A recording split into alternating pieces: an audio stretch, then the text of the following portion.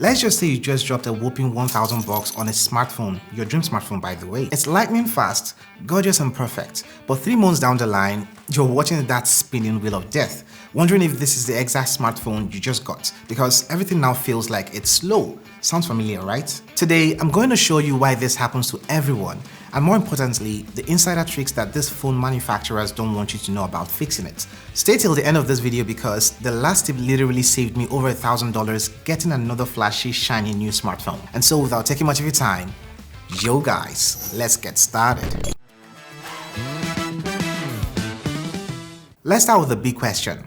Why does this happen? Why does a smartphone that was blazing fast on the first day start to feel like it's stuck in quicksand? Here's the truth. It's not just one thing. There's a bunch of little things piling up over time. Let me explain. Those apps you downloaded 6 months ago for one specific reason and then forgot about them, they're not just sitting quietly. Many of them run processes in the background even when you're not using them. They're eating up your RAM and draining your battery. It's like leaving the lights on in every room of your house all the time. The second reason this might be happening to you could be storage overload. Your smartphone storage isn't infinite. When you fill up your smartphone with photos, videos, apps and downloads, then your smartphone needs to work harder to keep everything running smoothly. Imagine trying to find a document in a packed, messy filing cabinet. Slow and frustrating, right? That's your phone with a full storage drive. The third reason could be because of updates, and it's a sneaky one.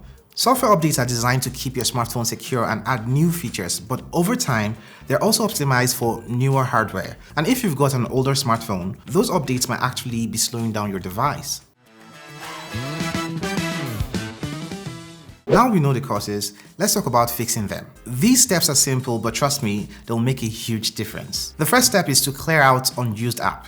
Go to your app settings or app drawer and scroll through the list. Be honest, if you haven't used an app for say the last 3 months, do you really need it? Just delete it. And while you're at it, check for apps that are running in the background and disable them if they are unnecessary. Also take a hard look at your photos and videos.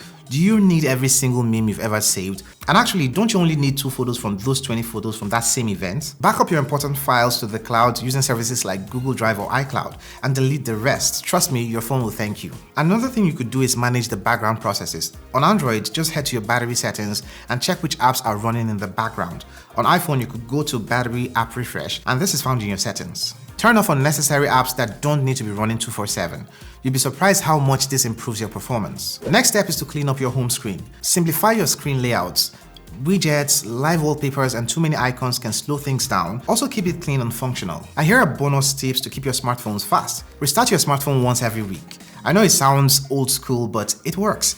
Restarting clears out temporary files and gives your phone a fresh start. Another tip is to update your apps regularly. I know this sounds contrary to the other tip I gave. While some updates might make your phone feel slower temporarily, keeping your apps optimized is key to long-term performance. And finally, if you want to take things a step further, consider a factory reset every year or so. It's like hitting the reset button on your smartphone's life. Just make sure to back up your data first before doing the reset. And there you have it. With these tips, your smartphone should feel faster, smoother, and well, less frustrating to use. So before you go shopping for a new smartphone, try these fixes first. If you found this video helpful, smash the like button, share it with a friend who's always complaining about their slow smartphone, and don't forget to hit the subscribe button for more tech tips like this one. Thanks for watching, and before you go, this is why you don't need to buy a $1,000 smartphone here. You'll love this video. Check it out. Cuídate.